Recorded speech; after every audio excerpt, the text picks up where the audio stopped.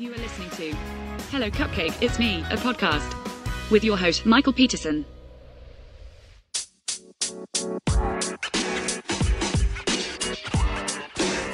Hey everyone, Michael here with Hello Cupcake, It's Me, a podcast. Today is Thursday, October 17th, 2024, and thanks for hanging with me. If you haven't done so already, please hit like and subscribe, then head on over to youtube.com/hellocupcakeitsme to check out the YouTube channel that is updated every Wednesday and Saturday. Also, head on over to hellocupcakeitsme.com to give the blog some love. And then make sure you follow me on all the different social medias and check out my upcoming book, Carpe Diem Scroto, 365 Daily Affirmations, scheduled for publication November 16th, 2024. See what I did there, guys? So I have publicly announced that the book should be ready to go November 16th, which is less than 30 days away. And I am so damn nervous about it, but, you know, gotta have that good positive energy, right? So, oh my gosh, so much to get into. If you watched the Wednesday video, then you know that there was a lot of stuff that I covered in that video. So I'm just briefly going to touch on it here. But yesterday I I got together with a couple of girlfriends and we had brunch and just caught up, and it was really nice. Like, that's the type of person that I want to be. I want to be a brunch person. Like, I want to have a group of friends that we get together and brunch. You know, like total Sex in the City type style. But, you know, not everyone has a brunch budget. I sure as fuck don't have a brunch budget. But, you know, I would like to at least get together for a cup of coffee once or twice a week.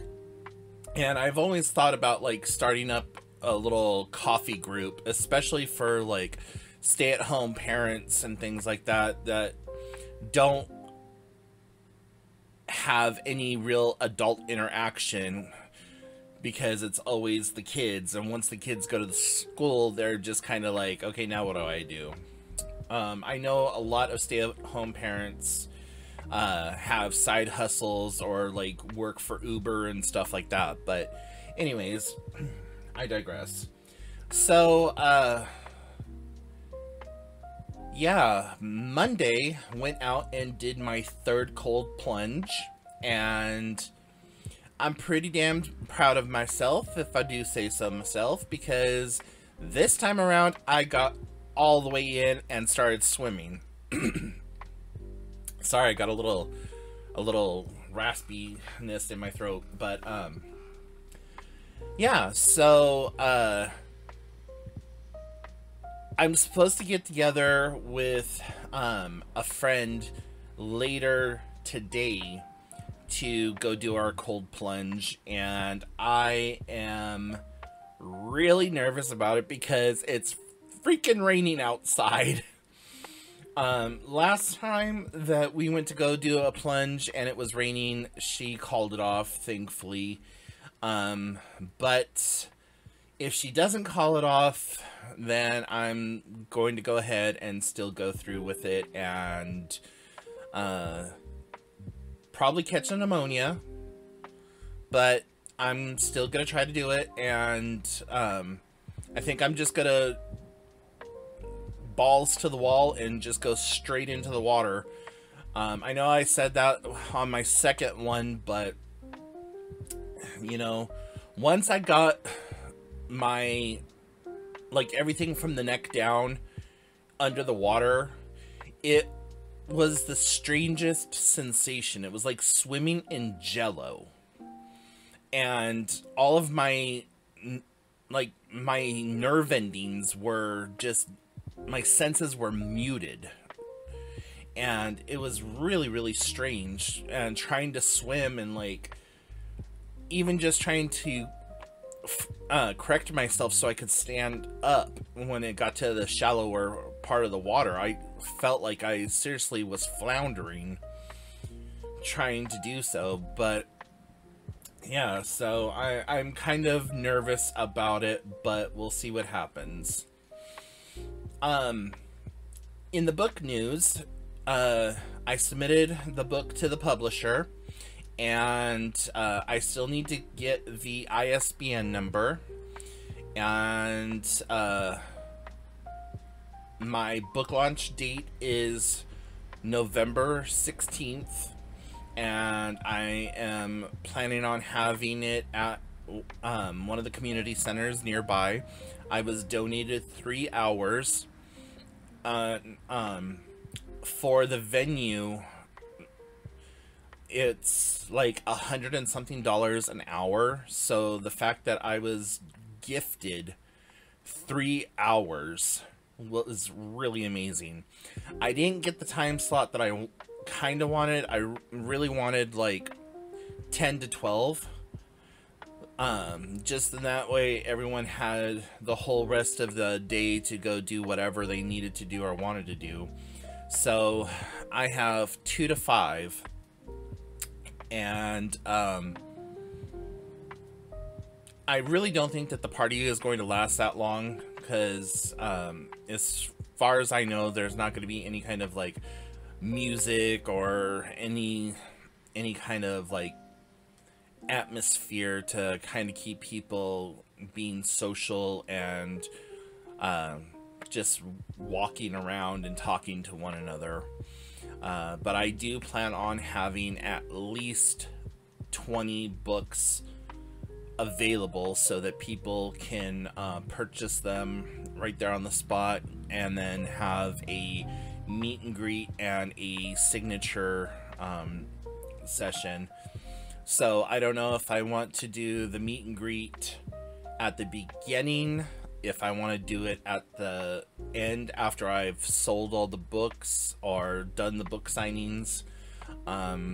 So we'll just see how it plays out. I got to talk to the PR team about it, and they are currently out of town right now with another client, so I have to wait for them to return so that I can talk it over and try to figure out what goes where, when, how, and why, and all the other fun stuff. So yeah, I'm really excited and really nervous, and hitting the send button for the editor was very difficult for me because it's a lot of money. And I know that the editor that I'm working with is actually like giving me one hell of a deal, but still the fact that, you know, I had to give up that much money, especially being somebody who is on fixed income, was really, really difficult. But it's an investment in myself, and you know, I've said from the very get-go, I don't care to make any money from this book, that it was a passion project, and that if at least one person found it helpful, that was good enough for me. So, you know, and I have no expectations that the book is going to get anywhere outside of my 50-mile area. Like, I don't expect to like ever go to, say, Indiana and happen into a bookstore and see my books on the shelf. Like, would that be amazing if that happened? Well, hell yeah, that would be really freaking amazing if that happened. But I'm not expecting that. You know, if I make at least the money that I've spent so far on the book, that would be amazing. If I never recouped any of the money that I spent in the creation of the book, that would be just as awesome too. Like, a lot of people will, aren't you wanting to make money from this? And that's never been my goal. That never has been my goal. I am not a money driven, money motivated person. I just want people to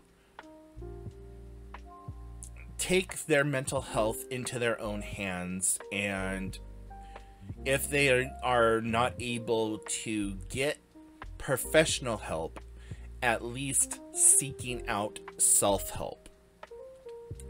So, yeah, like I said, I'm really excited about all of that.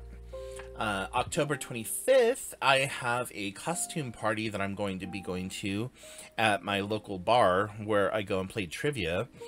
And they are giving away a $100 prize.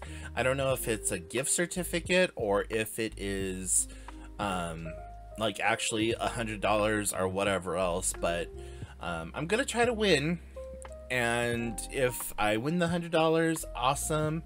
If it's a $100 gift certificate to the bar, that's even cooler, because that will take care of my Tuesday night meals when I go to play trivia. And so even if I don't win, at least I'm gonna be getting out and having fun and hanging out with friends and doing all that fun stuff. Mental health wise, I'm doing a little bit better. I'm still going through some personal stuff and things with friends, and just trying to push past the hurt and the pain and the downward spiral that I was in. And I'm always telling people that, don't hold on to people. Let them come and go from your life as they see fit. Yeah, it's gonna hurt. Yeah, it's gonna suck. But, we're all here to learn from one another and to teach one another.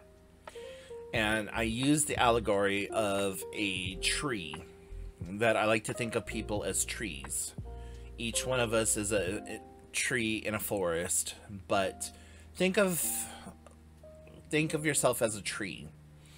A tree can have 1,000,000 leaves, and they're big, beautiful leaves, and they're here for a season and gone the next season. And those are the people that come in and out of our lives that teach us, that we learn from, good, bad, or indifferent. Then we have the branches. The branches are those people that we think are stable and strong and supportive and all that other stuff, but when you step out onto the branch, we don't realize that it can't support us, and it breaks and we fall.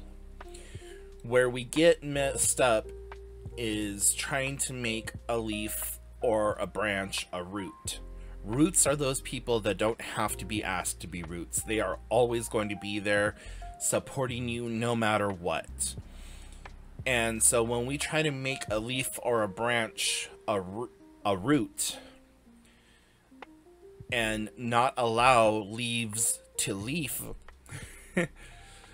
and branches are meant to be pruned, then we end up getting hurt. And a lot of times branches and leaves will try to pretend that they're roots, and we see them and we try to accept them as roots, only to find out later on that they were a leaf or a branch.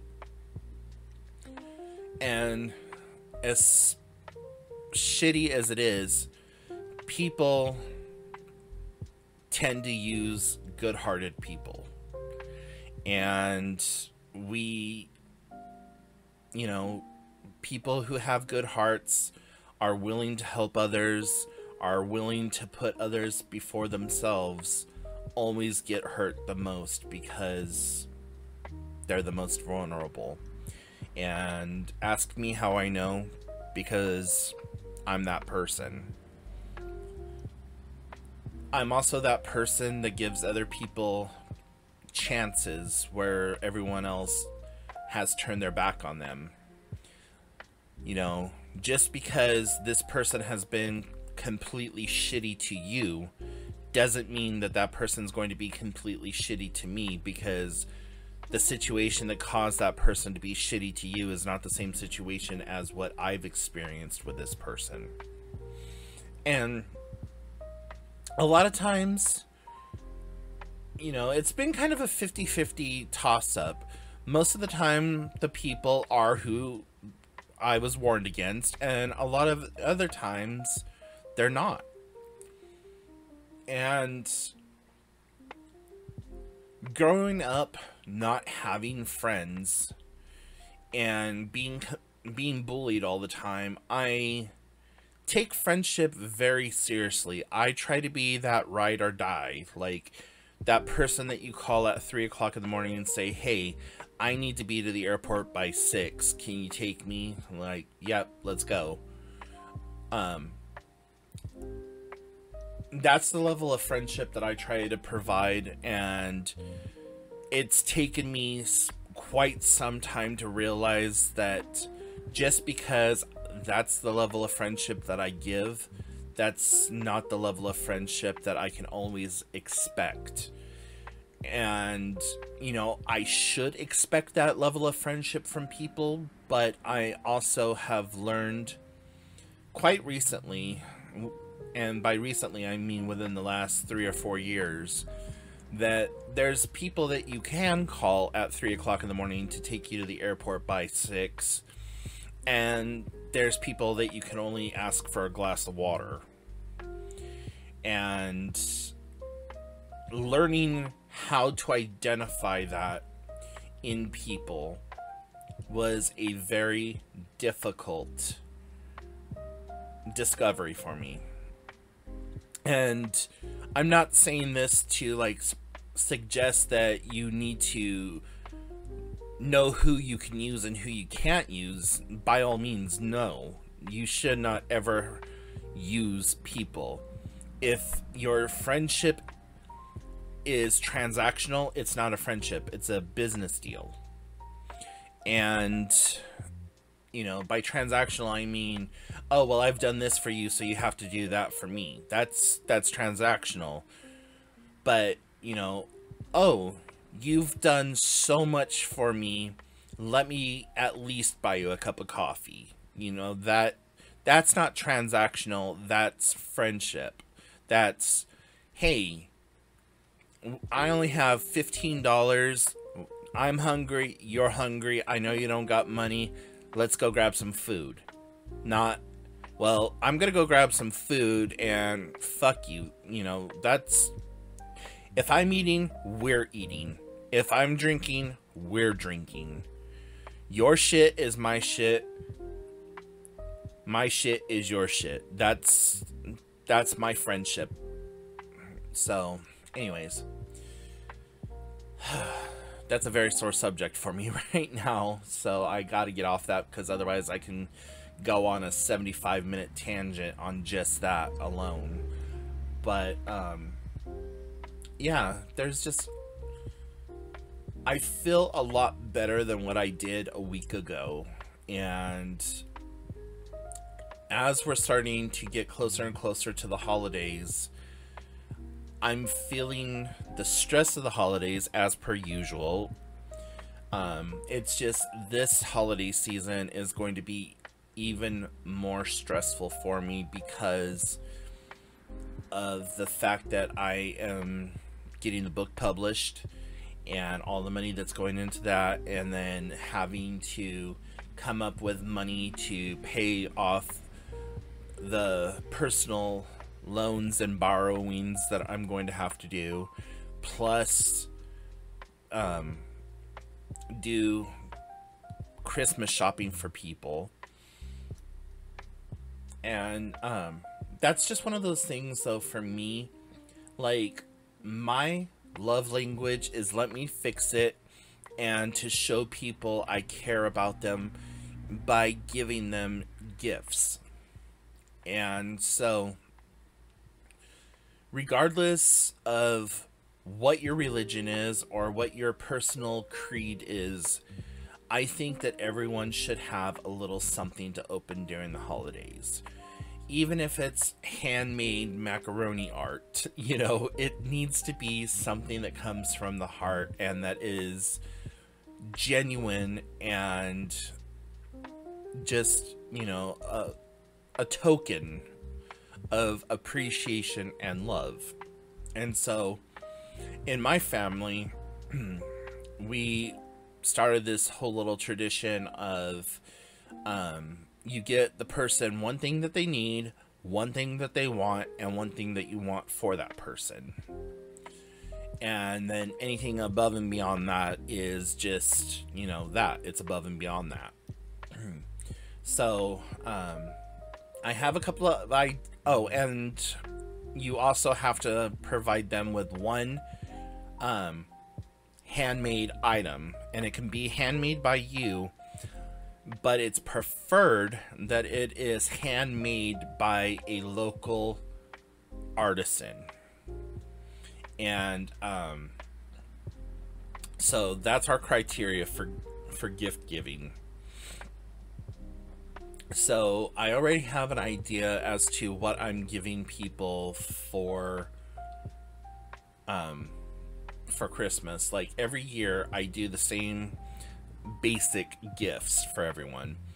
So everyone always gets a throw blanket, and it's nothing special or fancy. It's like one of the $2 or $3 ones that Walmart always has around November, December. And so everyone gets a throw blanket, and then everyone gets a handmade item. One year I knitted I knitted beanies for everyone in my family, and that took a hell of a long time because I had to teach myself how to knit, and then I had to get all of the yarn and the accoutrements to knit, and then I spent the next 4 months knitting hats.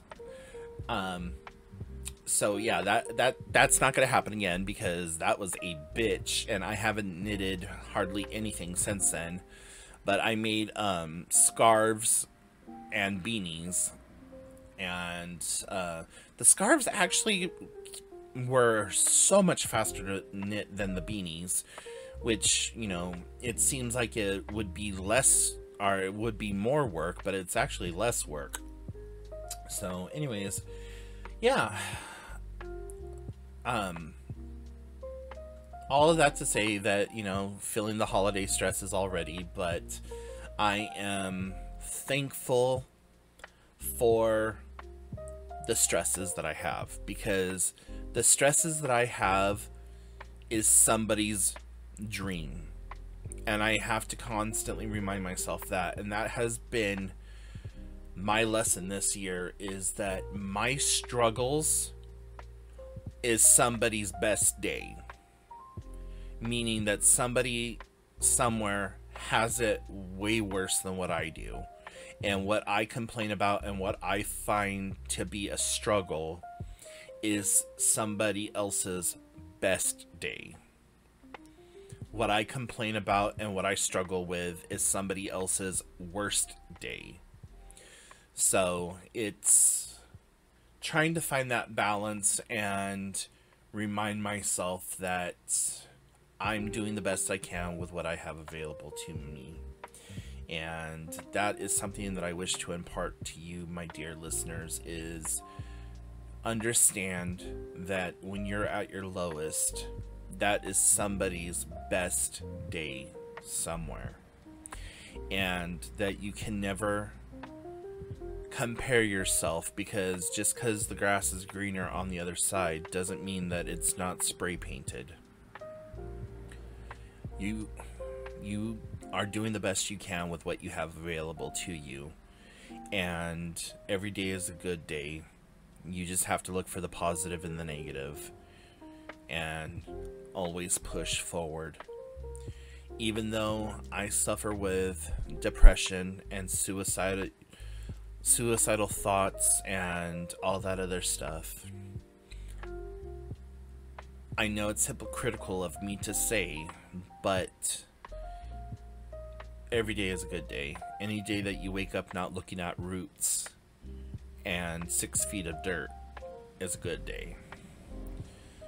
So, anyways, guys, I realize that we are now almost half an hour into this, and I want to talk to you guys more. I feel like there's more that needs to be said, but for now, this is all I'm going to say, and please stay tuned to listen to the commercial that is coming up.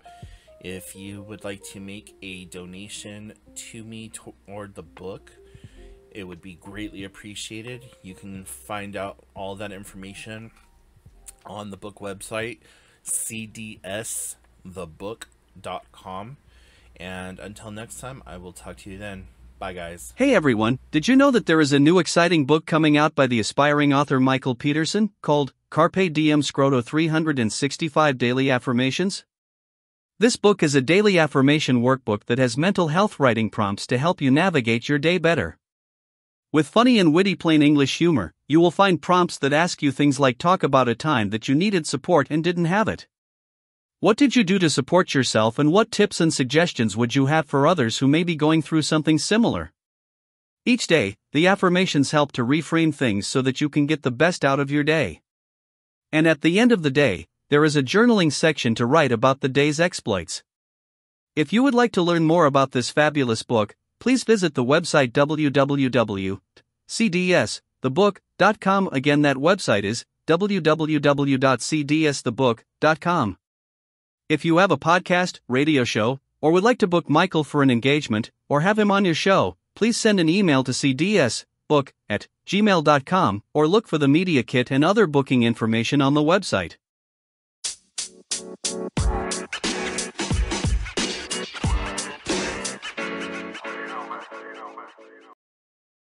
Thank you so much for tuning in. You have been listening to Hello Cupcake, It's Me, a podcast with your host, Michael Peterson. Please make sure to check back often, as new episodes are released bi-weekly. If you have any questions, comments, or concerns, please feel free to send a message to hellocupcakeitsme@gmail.com. And until next time, stay happy, safe, and keep doing the best you can with what you have been given.